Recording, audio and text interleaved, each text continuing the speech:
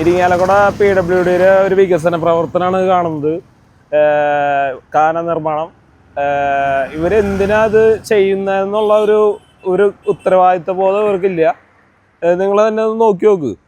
ഈ ഒരു തോട് പണിത് വെച്ചാൽ എന്താണ് PWD, അതിൻ്റെ കറക്റ്റ് സെൻറ്ററിൽ ഒരു പോസ്റ്റ്, ആ വൈദ്യുത പോസ്റ്റ് അവർ ഇവിടുന്ന് മാറ്റാൻ വരെ ഒരു ഉത്തരവാദിത്വം കാട്ടുന്നില്ല.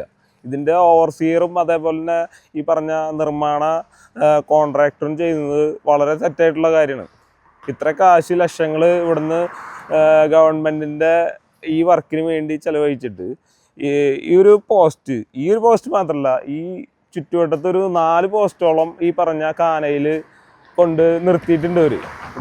ഇത് മാറ്റാണ്ട് ഈ പറഞ്ഞ പോലെ ഒരു വികസന പ്രവർത്തനം ചെയ്യുമ്പോൾ ഈ തോട് എന്തിനാണ് ചെയ്യുന്നതെന്നുള്ളൊരു ഉദ്ദേശം പോലും ഇവർ നോക്കാണ്ടാണ്. ഒരു മഴ പെയ്തു കഴിഞ്ഞാൽ ഈ പോസ്റ്റിൻ്റെ കടയ്ക്ക് നിറച്ച് മാലിന്യങ്ങൾ നിറഞ്ഞിട്ട് ഈ പറഞ്ഞ തോട് തടസ്സപ്പെടും.